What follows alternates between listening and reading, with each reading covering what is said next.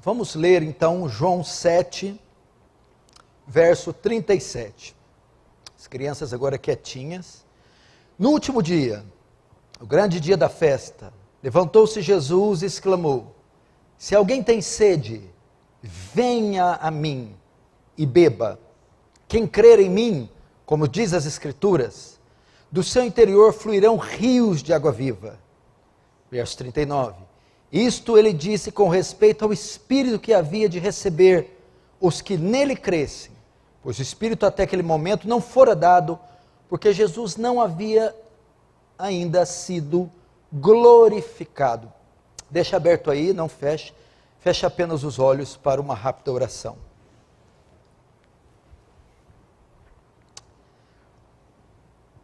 Pai Santo, a Ti a honra, a glória, o louvor e o domínio. Pai Santo, como é bom estar na sua casa, como é bom estar em comunhão com aqueles que o Senhor redimiu, como é bom estar naquele lugar cuja sua presença assiste, cujo o Senhor se faz presente. Deus, é mais uma semana, mais um dia do capítulo dessa extensa história que o Senhor escreveu. E a tua igreja aqui permanece, firmada na rocha inabalável que é Cristo, a qual as portas do inferno não prevalecerão. Deus Santo, mas mais essa noite, rogamos a sua graça, seu poder, seu amor. Quantas vidas estão aqui assentadas, outras me ouvindo, que necessitam de uma visitação da sua parte, de serem tocadas e cheias do Espírito Santo, de serem transformadas, acudidas, que precisam assimilar, discernir coisas, que precisam perceber, receber. Ó Deus, não nos nega teu rosto, nem tua face, nem o teu favor. Sê propício a nós. Tira de nós toda dispersão, distração, irreverência. Traz temor, tremor, de modo que o teu reino avance, que tu receba glória para si e nos conforme a imagem do seu Filho, em nome de Jesus. Amém.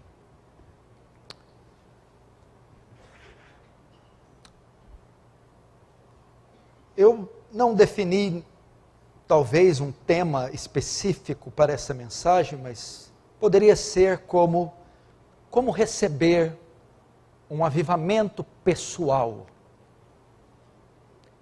Eu, durante esses dias que estive de férias, uma das coisas que ficou em meu coração quando eu voltasse, era: Senhor, como eu posso contagiar seu povo?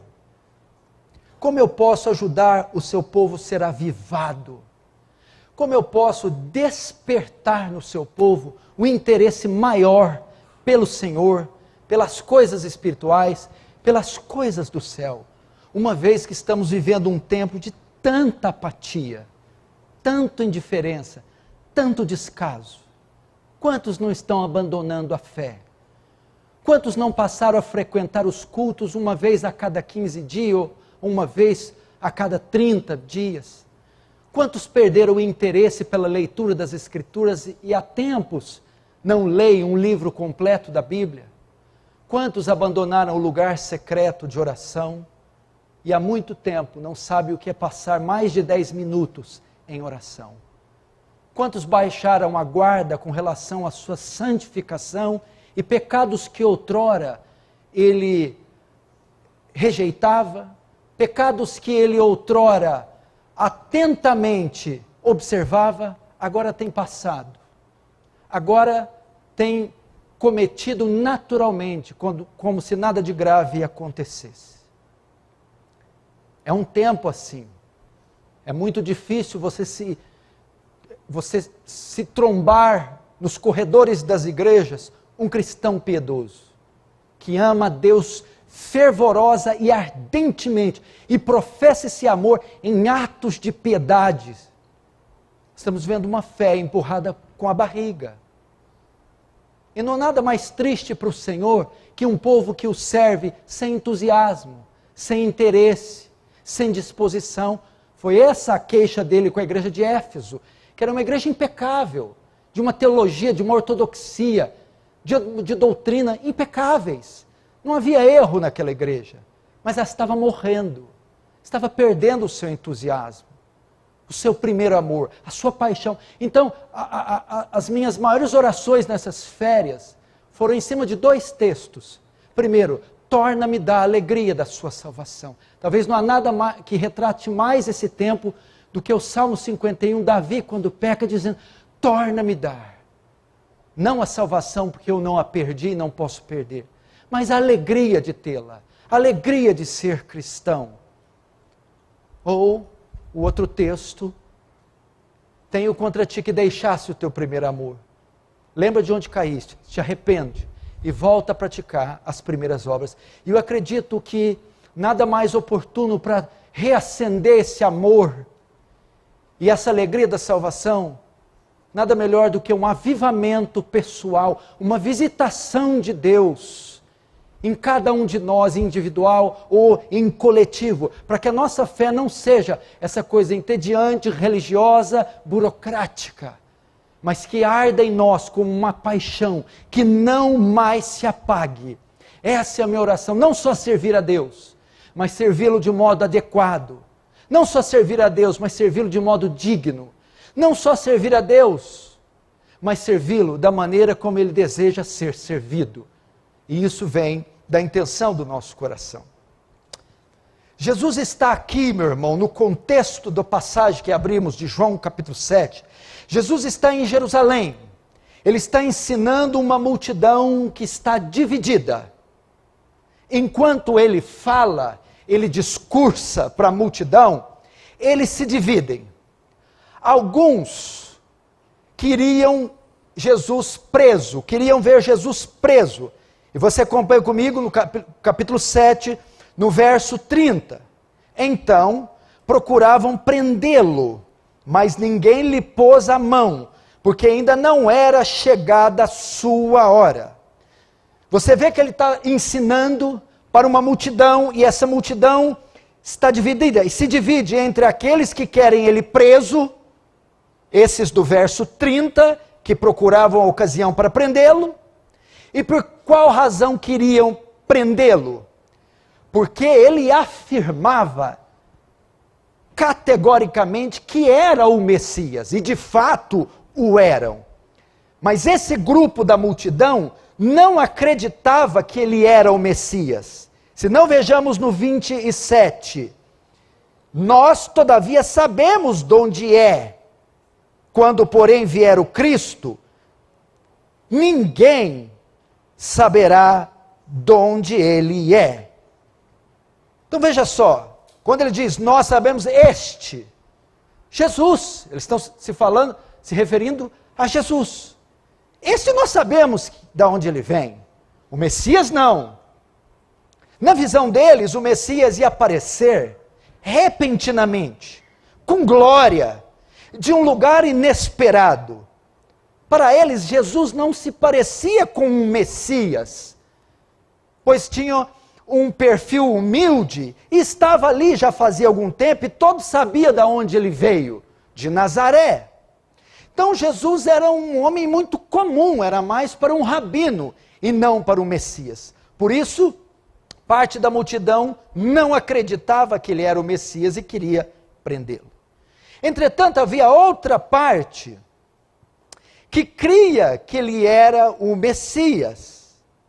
Outros criam que ele era o Messias. Veja o verso 31. E contudo, muitos dentre a multidão creram nele e diziam, quando vier o Cristo, fará porventura maiores sinais que este homem tem feito? Outra parte da multidão está impressionada com Jesus. E está impressionada com o seu poder. Estão impressionados com seus milagres. E dizem, só pode ser este o Messias. Virá outro que fará milagres. Por acaso o Messias pode fazer coisas maiores que este tem feito? Portanto, você encontra aqui uma multidão que está dividida a respeito da identidade de Jesus. A razão para essa divisão, para as opiniões mistas, é que muitos deles não acreditavam no que Cristo dizia, de si próprio e deles mesmos. Jesus dizia que era o próprio Filho de Deus, e a maioria deles, ele os condenava. Verso 28 e 29, veja. Jesus, pois, enquanto ensinava no templo, clamou dizendo: vós não somente me conheceis, mas também sabeis de onde sou. E não vim porque eu de mim mesmo o quisesse, mas aquele que me enviou é verdadeiro, aquele a quem vós não conheceis. Verso 29. Eu conheço, porque venho da parte dele, e fui por ele enviado. Então veja só, por isso que eles o odiavam. E no verso 28, Jesus está dizendo para eles: vocês têm as Escrituras, vocês têm os oráculos de Deus, vocês têm mestres da lei, peritos nas Escrituras, mas vocês não conhecem a Deus. É o que está no fim do 28. Diz aqui: aquele a quem vós não conheceis. E Jesus disse: eu o conheço, eu venho da parte dele, e eu fui por ele enviado. E é por essa razão que vocês estão divididos, e é por essa razão que vocês não creem em mim, e é por isso que vocês não me conhecem, porque vocês não conhecem a Deus. Porque se vocês conhecessem a Deus, final do verso 28, vocês conheceriam a mim. Se vocês conhecessem a mim, vocês creriam em mim. E se vocês crescem em mim, vocês não estariam divididos entre os que creem e os que querem me matar. João 5,23 diz assim: para que todos honrem o Filho, como honram o Pai. Quem não honra o Filho, não honra o Pai que o enviou. Se vocês me negam, me rejeitam, não me conhecem e querem me matar, eu que sou filho, é então porque vocês não conhecem o Pai. Não se pode ver, não se pode conhecer, não se pode falar com Deus, senão por intermédio da pessoa do Senhor Jesus Cristo. Esse era o erro fatal dos fariseus, dos judeus. Então veja só, está em Jerusalém ensinando para um grupo dividido. Portanto, alguns o queriam morto e outros não. Os fariseus, os inimigos de Jesus, souberam do grupo da multidão que reagiu positivamente aos ensinos de Jesus. Alguns queriam matá-lo, mas outra parte enorme da multidão aclamava-o como rei, creram nele. E os fariseus souberam das reações positivas e agiram rápido. Verso 32, o 7:32. Os fariseus, ouvindo a multidão murmurar estas coisas a respeito dele, Jesus, juntamente com os principais sacerdotes, enviaram guardas para o prenderem. Veja só, o cerco começa a se fechar contra Jesus. A reação dos fariseus, que eram os inimigos, os arqui-inimigos de Jesus, ao saberem que o número daqueles que criam estava crescendo, eles engendram, orquestram um plano para tirarem Jesus de cena, para o prender e depois disso matá-lo. Isso está no verso 32. Entretanto, até o verso 45 do capítulo 7, que é onde vai mostrar a resposta dos guardas, que foram ordenados pelos fariseus a fim de prenderem Jesus, não acontece nada. No 32, onde a ordem é dada, até o 45, onde os guardas se manifestem, não acontece nada, Jesus não é preso, eles não o prendem. Há uma razão para isso.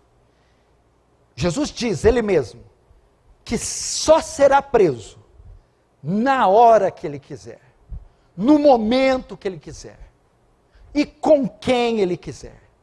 Ele determina isso, e não eles. Se não, vejamos o verso 33 e 34. Disse-lhe Jesus, ainda por um pouco de tempo estou convosco, e depois irei para junto daquele que me enviou. Haveis de procurar-me, e não me achareis. Também onde estou, vós não podereis ir. Até aí. Em outras palavras, escute, irmãos, Cristo está dizendo, vocês podem tentar me prender, vocês podem tentar me matar, mas sou eu que escolho onde, quando, como e quem será preso junto comigo. Eu sou o Senhor do tempo e da história, e não vocês. Quando Jesus responde isso, 34 e 33, com estas palavras, você vai ver a reação que os fariseus têm à resposta deles. O verso 35 e 36 é uma resposta insana, que vai revelar algo. Verso 35. Disseram, pois, os judeus uns aos outros, para onde irá este, que não possamos achar? Irá, porventura, para a dispersão entre os gregos, com o fim de os ensinar? O que significa, de fato, o que ele diz? Haveis de procurar-me, não achareis. Também onde estou, não vos poder ir. Aqui, com a resposta dos fariseus, ou melhor, com a reação dos fariseus à resposta de Jesus, está a prova de toda a confusão e do porquê a multidão está dividida. Esses homens não conhecem a Deus, eles não conhecem a Cristo, eles não conhecem as Escrituras, eles não entenderam nada do que Jesus falou. E quando eles respondem à declaração de Jesus, eles mostram completa ignorância. Entretanto, o plano está no coração deles, para prenderem Jesus. E o que Jesus faz diante dessa perigosíssima situação? O que Jesus faz sabendo que ele está à mercê de um ataque e está à mercê de uma prisão com sentença de morte? Nesses dias, onde passa toda a cena, estava acontecendo em Jerusalém a festa dos tabernáculos. Essa festa era uma das três principais festas que Israel comemorava. Era feita para relembrar a habitação e a peregrinação e a habitação dos filhos de Israel em tendas no deserto. Era feita também para agradecer a Deus pelos primeiros frutos da colheita.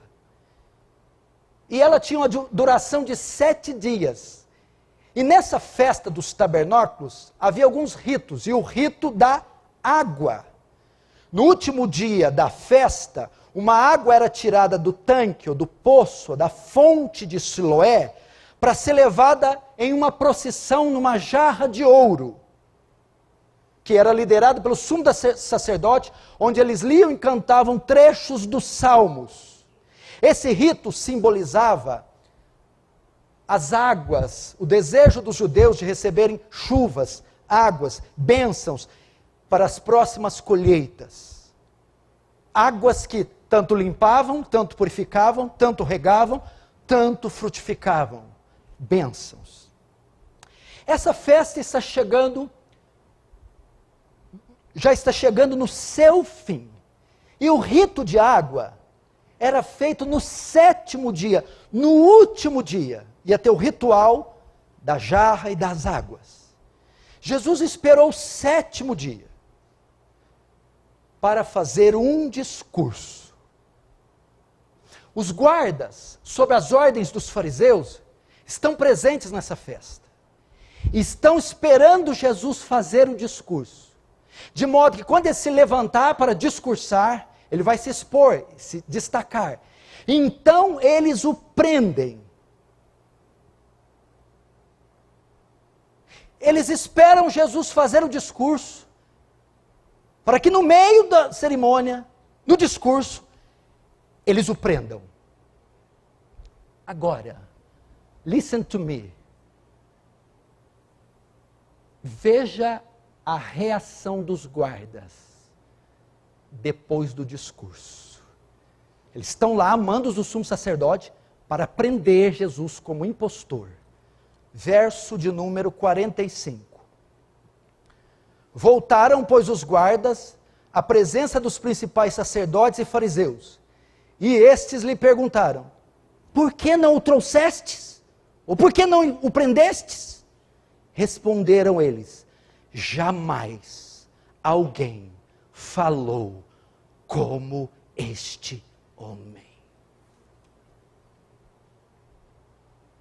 Eles ficaram tão perplexos com o discurso de Jesus, que eles não conseguiram pôr as suas mãos nele. Eles não conseguiram prender aquele homem. Eles voltam de mãos vazias. O sumo sacerdote irritado: por que vocês não os prenderam? Eles disseram: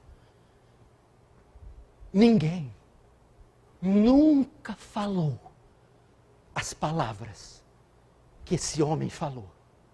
Nós nunca ouvimos nas nossas vidas palavras como aquelas. Nós nunca ouvimos. Que palavras foram aquelas? Aqueles homens estão prontos para prender Jesus e esperam ele discursar. Mas o discurso de Jesus foi tão impactante, as palavras de Jesus foram tão penetrantes, que elas mudaram completamente a condição daqueles guardas, o coração daqueles guardas, a visão daqueles guardas, a vida daqueles guardas, para o resto das suas vidas. De modo que eles não conseguiram prender a Jesus. O que Jesus disse? Que palavras foram essas que Jesus disse? É exatamente isso que vamos ver agora. Verso de número 37. No último dia, o grande dia da festa, levantou-se Jesus e exclamou: se alguém tem sede, venha a mim e beba. Primeira coisa aqui, Jesus revela a necessidade daqueles guardas. O enredo da história vai se dar entre Jesus e os guardas que foram prendê-lo, que é um tipo de todos os homens e todos os pecadores. Mas é entre os guardas que estão de tocaia, prontos para dar o bote, ouvindo falar. E Jesus começa: se alguém tem sede. Jesus começa a revelar a necessidade daqueles homens truculentos, oficiais, militares, soldados de guerra, homens musculosos de carne e osso. Jesus começou a expor o coração e a condição daqueles homens. Jesus viu que o coração daqueles homens estava seco, que o coração daqueles homens estavam áridos, que o coração deles estavam vazios. Quando Jesus fala de sede, Ele não está falando da sede física, ele não está falando da necessidade física, ele está olhando o interior daqueles homens, ele está falando dos seus corações, das suas almas. Jesus, ao discursar, dizia a eles: vocês têm dentro de vocês uma necessidade maior que todas as outras, maior que as chuvas, que as colheitas, que as bênçãos, maior que a água que jorra de Siloé.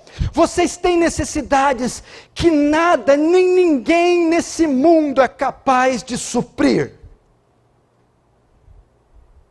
Os guardas já...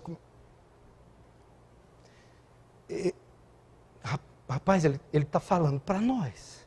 Rapaz, o que esse homem está... Eu estou sentindo meio nu aqui. Meu Deus. Irmãos, preste atenção. Jesus está aqui revelando a nossa necessidade, a sua necessidade, ou a necessidade daquele que não tem Cristo. A alma humana sente sede de Deus, e até encontrá-lo, permanecerá eternamente sedenta, eternamente vazia, eternamente incompleta. A alma humana. Agostinho disse: fizeste-nos para nós, fizeste-nos para ti, e inquieto está o nosso coração, enquanto não repousar em ti. Quando o corpo fica sem água, ele sente sede.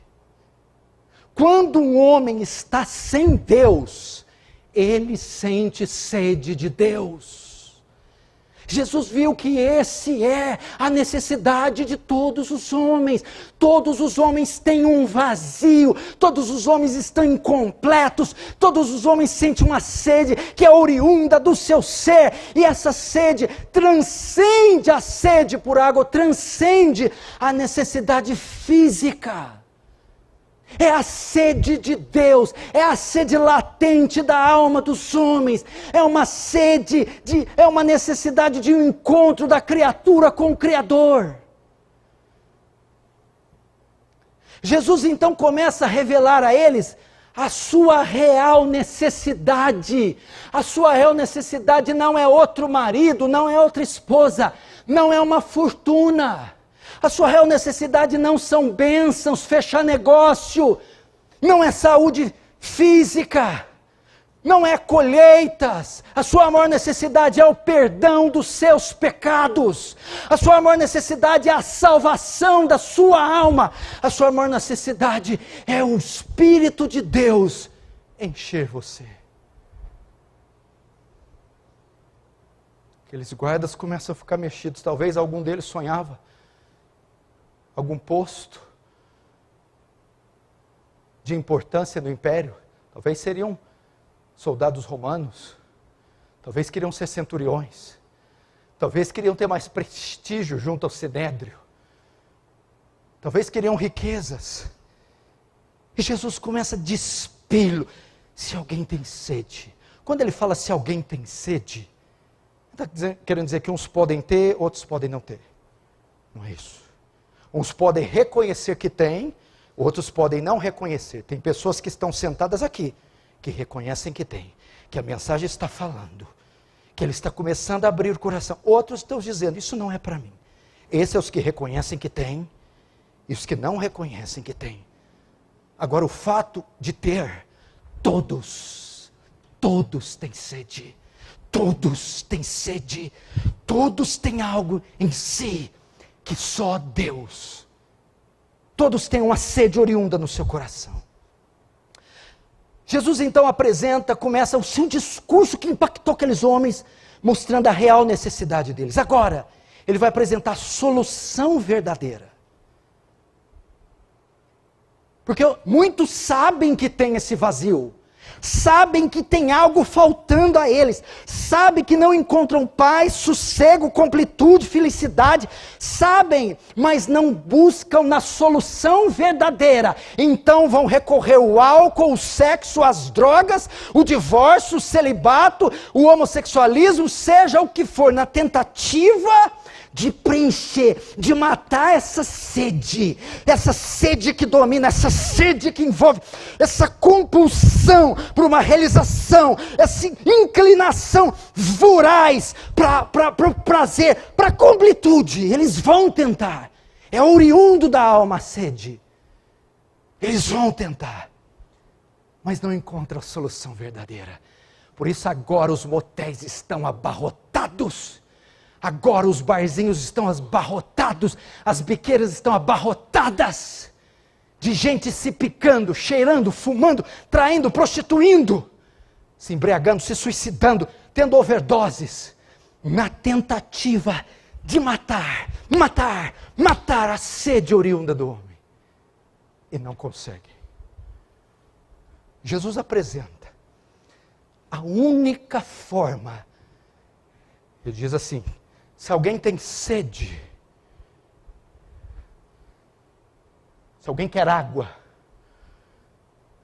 se alguém quer se completar, se preencher, ele apresenta a única forma de obtê-la, de bebê-la, de possuí-la.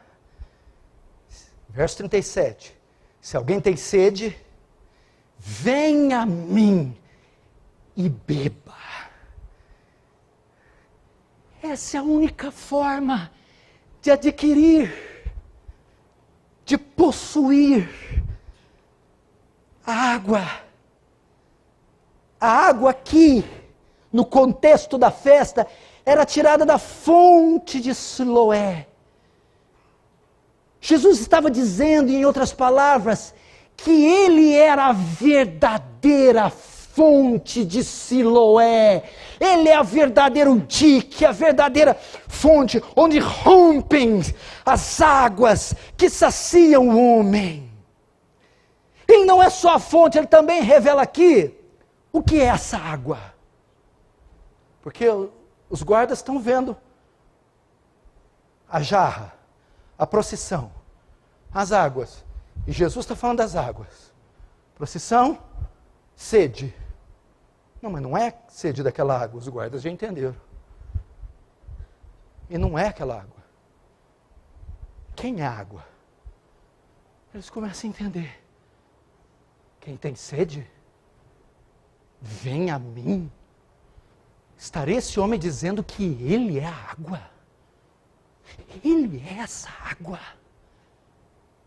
Pois é isso que Jesus está dizendo. Ele revela. E ele, Jesus, é a água que todos os homens deveriam tomar. Jesus é a água. Jesus é quem satisfaz verdadeiramente o homem. Nada nesse mundo pode satisfazer, dessedentar, fartar suas almas famintas, senão Jesus. Vaidade de vaidades, diz o pregador, tudo é vaidade. Ele teve 700 mulheres, 300 concubinas, 1000 mulheres. Todo o ouro que a terra podia produzir ele tinha. Todo o poder, toda a riqueza, toda a fama, tudo. E a ponto de dizer, Salomão, tudo o que meus olhos quiseram, eu não os neguei. Para dizer no final, é tudo pó. Não satisfaz, não preenche, não realiza, não completa. E Jesus vai dizer, claro que não, porque o Deus fez o homem e colocou nele a eternidade, de modo que nada que é finito poderá preenchê-lo, satisfazê-lo. O abismo infinito do homem só pode ser preenchido por um Deus, por um Cristo, por um Messias infinito, pela água da vida, que é Jesus.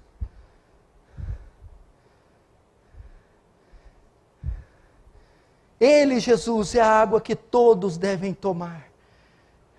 João 6,35, declarou-lhes, pois, Jesus, Eu sou o pão da vida. O que vem a mim jamais terá fome, e o que crê em mim jamais terá sede. A real necessidade não é física. Pode tirar pneu, pôr pneuzinho, muda, entorta, desentorta, vai, volta, sobe, desce. Não é a sua necessidade. Sua maior necessidade é espiritual. De modo que se a sua maior necessidade não é física, a solução também não é o tanque de Siloé, não são as chuvas, as colheitas, o ritual de purificação, não são. É Cristo. Quantos estão na igreja e já ouviram isso que eu estou falando 255 mil vezes? Eu sou o caminho, a verdade e a vida, ninguém vem ao Pai senão por mim. João capítulo 15, sem mim nada podeis fazer. Eu sou a água da vida, eu sou o pão da vida, eu sou a luz do mundo, eu sou a porta das ovelhas, eu sou o sol da justiça, eu sou o primeiro, o último, o alfa, o ômega, o princípio e o fim. Eu sou a rosa de Saron, o lírio dos vales, eu sou a brilhante estrela da manhã, o mais amado entre os milhares. Eu sou o Deus forte, conselheiro, príncipe da paz, pai da eternidade, a brilhante estrela da manhã, a raiz de Davi, o leão de Judá. Eu sou tudo em todos. Eu sou advogado, a porta das ovelhas. Eu sou o que sou, disse Jesus. Ele é tudo que você precisa. Ele é Jeová Jireh, Jeová Rafá, Jeová Nissim, Elohim, Adonai. Ele é o nosso Deus, Ele é tudo.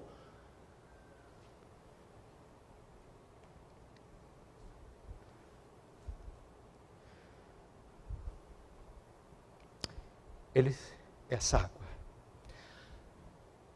Outra coisa que ele diz aqui, a pergunta que você deve fazer: podemos beber dessas águas ainda hoje? Estariam estas águas disponíveis com a mesma força e glória que naquela época? Quando Jesus faz o convite, quem crer em mim, ou se alguém tem sede, venha a mim. O convite não se limita somente àqueles dias, mas se estende até os dias de hoje. É como se Jesus estivesse aqui parado diante de vocês e oferecesse gratuitamente hoje, agora, aqui, dia 13 de fevereiro de 2022. Quem tem sede, venha. Hoje, nesse culto, nós podemos beber dessas águas.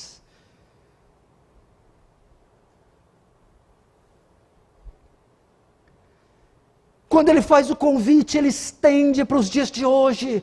Hoje tem água para você. Hoje esse Cristo vem aqui até você a fim de matar sua sede. Essas águas estão disponíveis hoje e agora.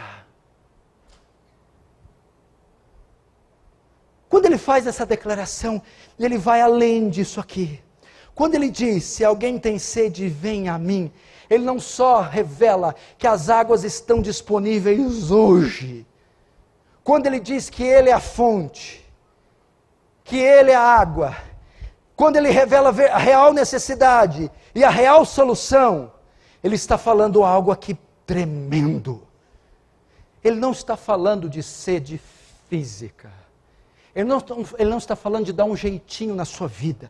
Ele não está falando em algo que ele possa realizar nesse mundo, na sociedade política, economia, nos rins, fígados, pulmões. Não é isso.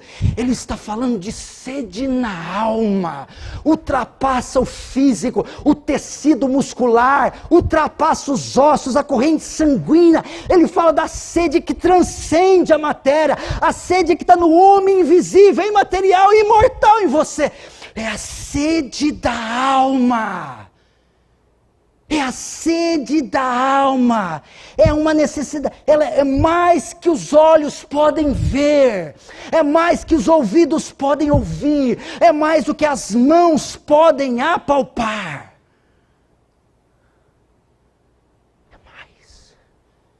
É mais que a retina, a íris, a pupila pode alcançar. É mais que os tímpanos podem decodificar e ouvir. É mais que o seu tato pode apalpar.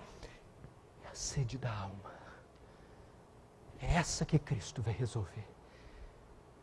É aquele dilema do seu coração que te tira o sono. É aquela agonia que deixa você essa mulher infeliz que você é. É aquele aperto no coração que te faz esse homem entediante e procurar sentido e não achar. É lá, pode trocar, pode fazer o que você quiser em todo o universo. Muda para Marte, faz excursão em Vênus, anda pelos anéis de Saturno. Não será suficiente. Deixe seus pais, se rebele, mude, faça faculdade em Cuba se você quiser. Não é isso. É mais profundo. É sede na alma.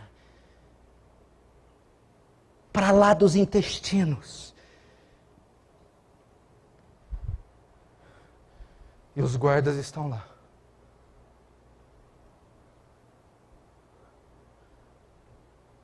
Nós nunca ouvimos isso. O que esse homem está falando? Espada em mãos, lança. Eles não conseguem atirar a lança em Jesus. As pernas perderam as forças.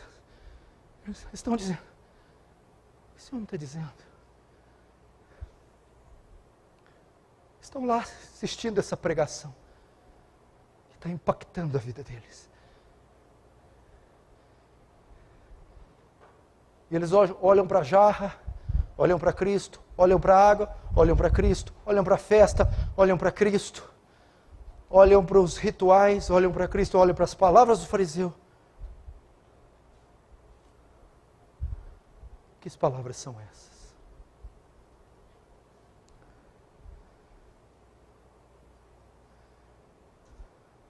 Agora ele vai mostrar a forma de receberem essas águas.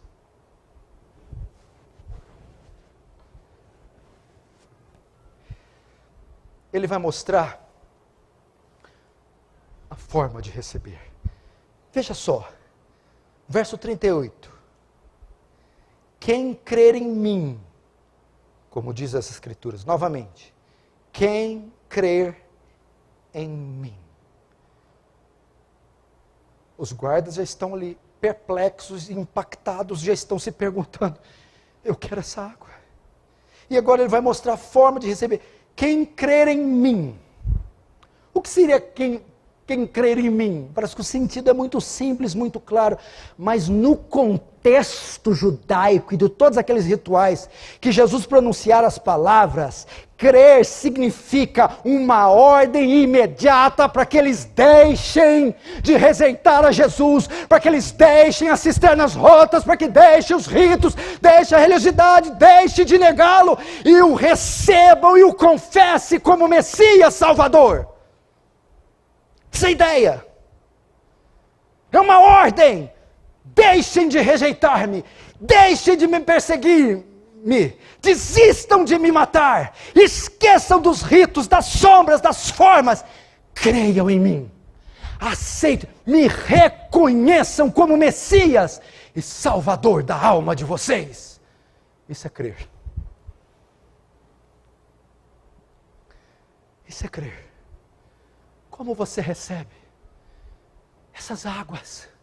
Jesus está dizendo, deixe as cisternas rotas.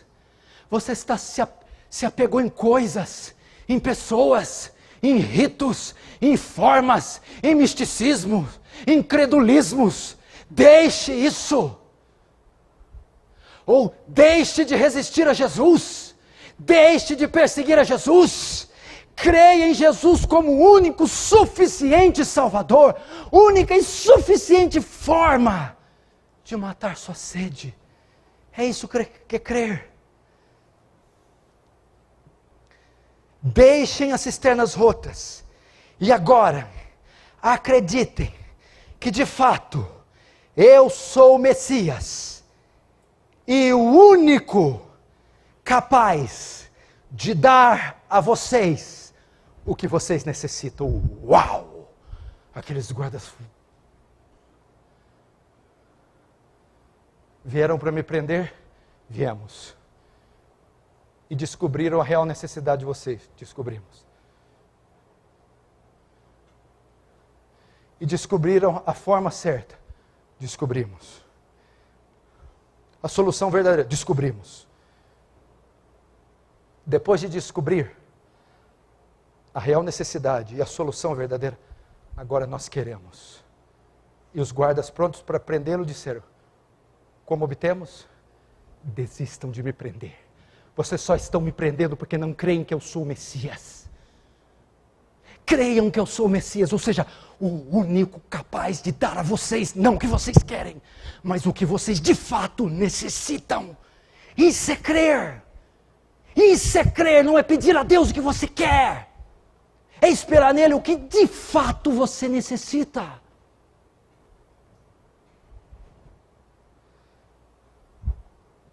Isso é crer. Isso é fé. Jesus está dizendo isso para você. Veja só, para você entender isso aqui melhor. Jeremias 2,13. O meu povo fez duas maldades. Deus dizendo: a mim me deixaram manancial de águas vivas e cavaram cisternas rotas, que não retém água. Do lado, o manancial de águas vivas, ou seja, água corrente, águas de nascente, que nunca secam. Do outro lado, cisternas cheias de fenda. Coloca água, água vaza. Jesus está dizendo aqui: se você quer de fato ser uma mulher plena, um homem pleno, um jovem feliz, pode procurar o sexo em todos os lugares, de todas as formas. Pode procurar drogas, prazer e lazer, trabalho. Você jamais encontrará, porque isso tudo são cisternas rotas que prometem aquilo que não pode te dar.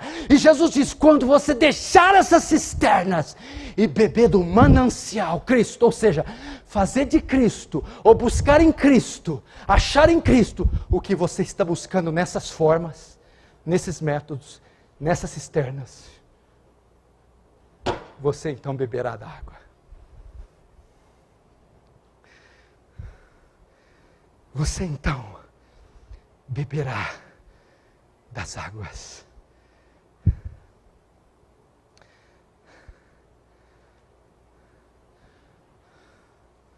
Agora vamos ver o resultado. Ele manda vir e ele manda crer, ok? O resultado de ir até ele e de crer nele vai ser beber dele. Quem for até ele, quem tem sede, venha. Quem for até ele e crer nele, quem crer em mim, como diz as Escrituras, terceiro, vai acontecer o quê? Vai beber dele, verso 35, cadê? Verso 38. Quem crer em mim, como diz as Escrituras, do seu interior fluirão rios de água viva. Quem vir, quem crer, irá beber. Por favor, eu te imploro com todo o meu ser, talvez sua cisterna rota seja seu marido que você idolatra, esperando um amor que ele não pode te dar. Talvez sua cisterna rota é ter um parceiro, um namorado, um noivo, noiva, e colocar nele e dizer: quando eu encontrá-lo que eu terei tudo o que eu preciso, ou em uma realização qualquer que seja, deixe isso e venha. Quando você vir, ele diz: do seu interior fluirão rios de água viva. Significa que quando você vem a Jesus para beber, escute, ele não te oferece só um gole único, específico, pontual das suas águas, mas você recebe a fonte toda. Você recebe rios nascentes, enchentes caudalosas dessas águas. O que Jesus está dizendo é que a sua sede é tamanha, a sede latente da alma humana é tamanha que goles não serão suficientes. só rios, fontes, pois é exatamente isso que ele oferece, rios, para tal sede do homem, tal fonte, tal água, é o que ele promete.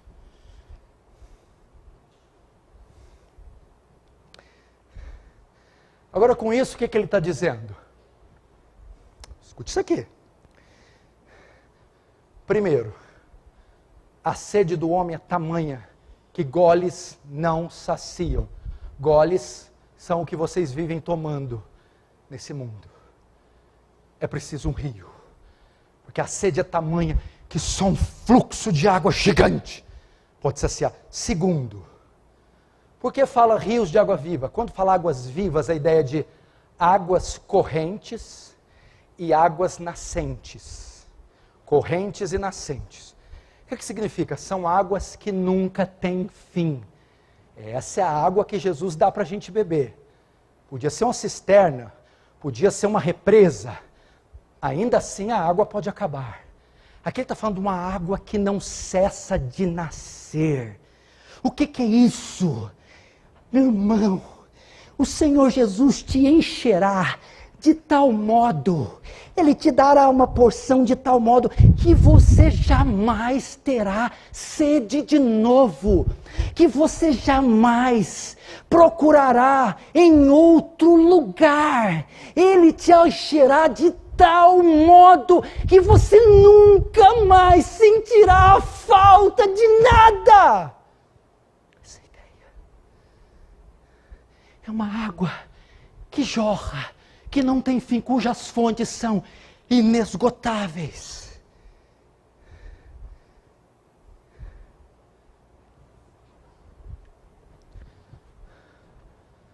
Está procurando em outro lugar, jovem? Jovenzinha? Pode, vai lá procurar. Vai ter sede de novo.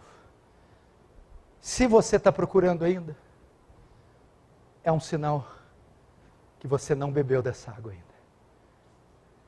Está infeliz porque está solteira? Está infeliz que mora com os pais, queria morar fora? Está infeliz com o sexo que tem, o corpo que tem, o carro que tem? E está esperando que o dia que aquele sonho físico, material, conjugal, sentimental se realizar, então você vai ser pleno. Não bebeu dessa água ainda. Por isso você precisa dessas formas. Agora essa água, quem beber, os rios são tão vivos que você nunca procurará em outro lugar. Você estará completamente saciado. Por isso que você não entende que você encontra crente pobre, sem dente, doente, perseguido, oprimido, acamado e está feliz. E está cantando, e é contribuinte fiel, e não falta dos cultos, e não murmura, não difama o próximo, é fiel à esposa, é fiel ao marido. Você não entende, é porque ele encontrou a fonte, é porque ele bebeu das águas vivas, ele está pleno, feliz, completo, apesar das tribulações.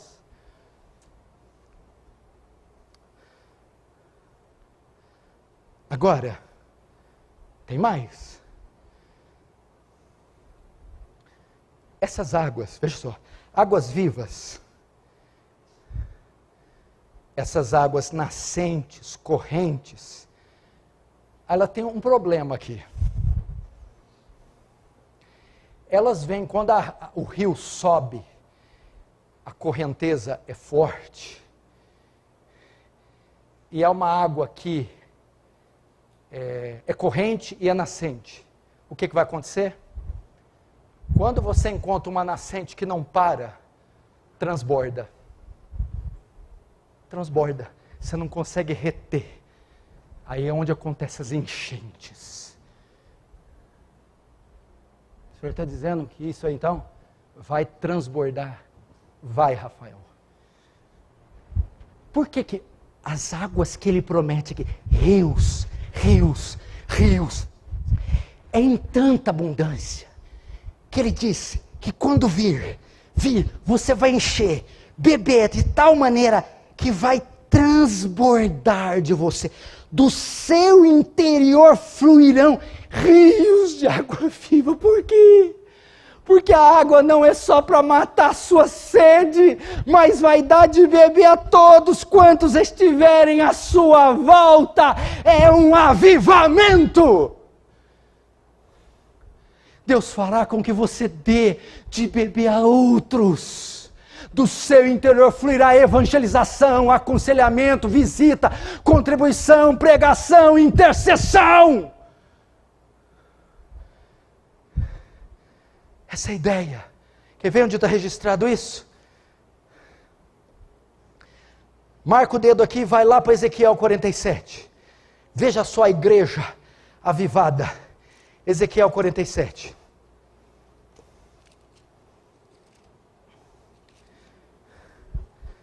Ezequiel 47.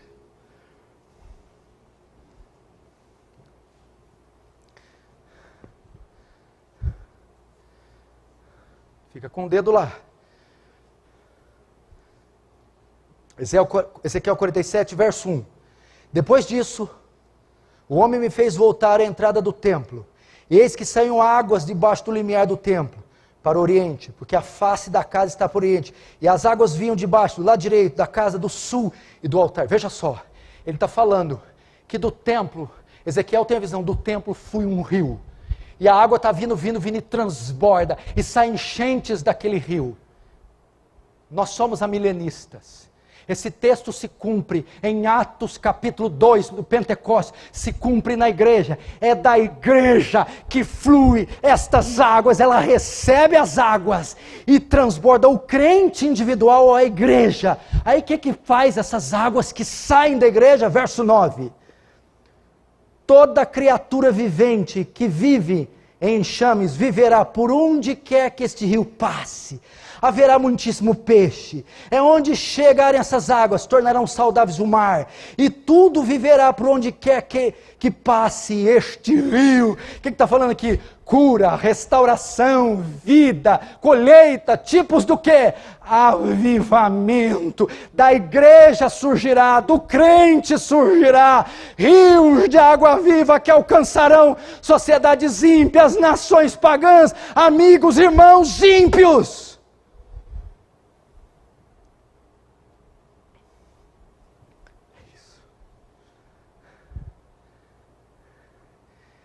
E eu fiquei tanto só nesse aqui, do seu interior. Oh meu Deus, é uma promessa. Eu já recebi as águas. Eu já sou salvo. Eu não tenho problema quanto a isso. Eu preciso agora que do meu interior fluam torrentes. Fluam, Senhor. Águas vivas. É um avivamento pessoal e quem sabe depois coletivo. É isso que Jesus promete a quem beber das águas. A água não ficará só para você, meu irmão. Vai haver um transbordar na sua vida, para que muitos venham beber da água que de ti proceder. Creia nisso.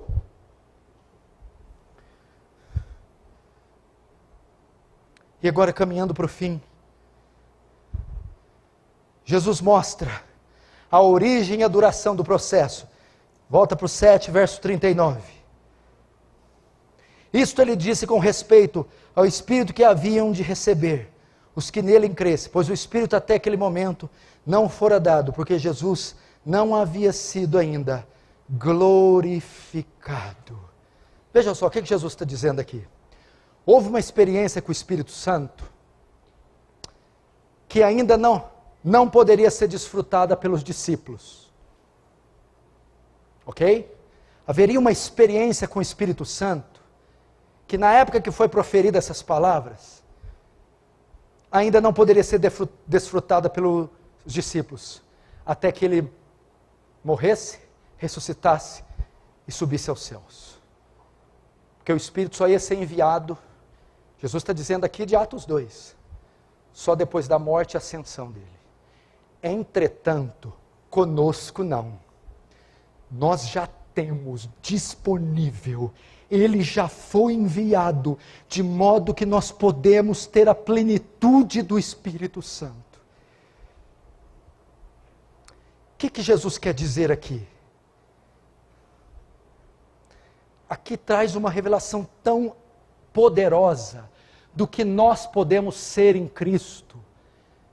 Escute isso aqui, pastores, quando eu dizia isso a respeito do Espírito Santo que é enviado, quando ele está dizendo dessas fontes, dessas águas, de algo que Deus faz em nós, é mais do que infundir poder em nós, é mais do que respostas de oração, é mais que uma capacidade especial dada. Ele está dizendo que o próprio Cristo habitará em nós, é Deus dentro de nós, nos tornaremos morada de Deus. Em outras palavras, Ele nos tornará uma espécie de fonte que jorrará águas perpetuamente.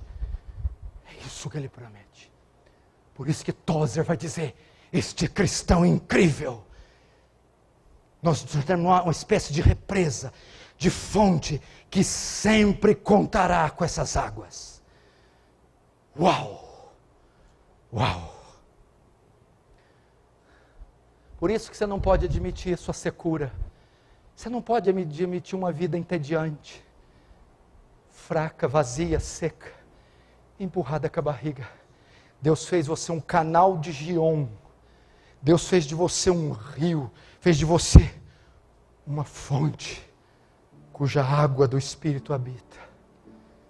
E por último, verso, acho que é o 38. Quem crê em mim, como diz as Escrituras, não precisa abrir, eu vou ler rápido, se puder põe na tela. Jesus talvez está fazendo citação de Isaías 58:11, que diz, o Senhor te guiará continuamente, fartará a tua alma, até em lugares áridos, e fortificará os teus ossos, serás como jardim regado, e como manancial,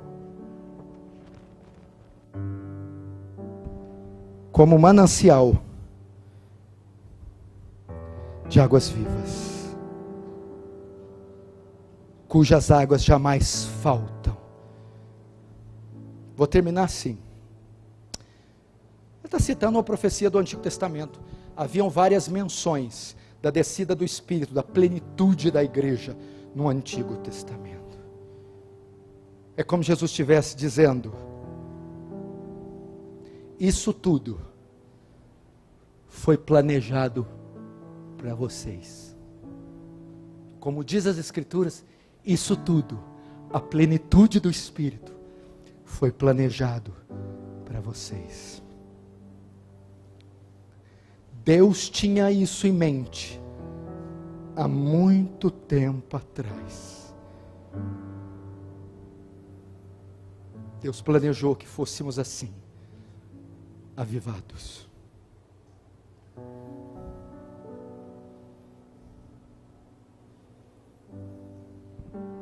Resultado? Valquíria. Verso 45. Onde está? Por que vocês não o trouxeram? Por isso, aqueles guardas não puderam prendê-lo.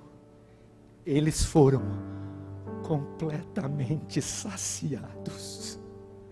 Eles receberam a água da vida.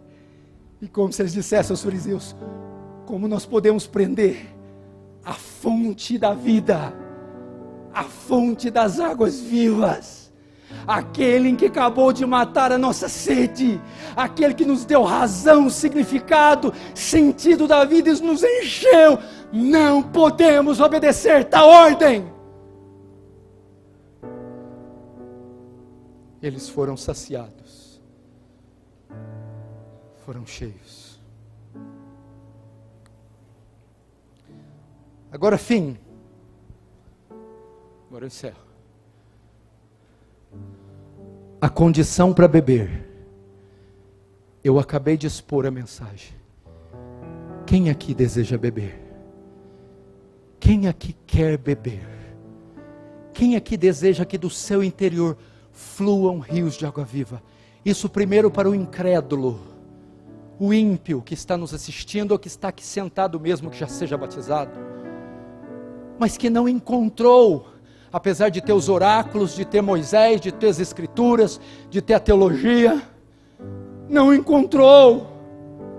E para aquele que já bebeu, mas se lembra que o dia que transbordou nessa fonte já fazem 15, 23, 8 anos, e precisa novamente, apesar da água estar ali, ela não está mais corrente, ela não está mais caudalosa, ela não está mais fluindo, as pessoas vêm até você e não conseguem beber, não conseguem ser edificadas, salvas, restauradas, seu ministério, sua vida de oração, seu cristianismo se tornou seco, se tornou entediante, você não consegue expressar, você não consegue doar água de si mesmo para eles, e você diz: eu também quero beber.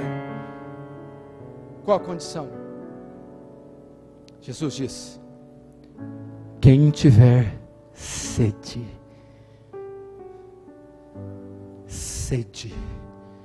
quem tiver sede,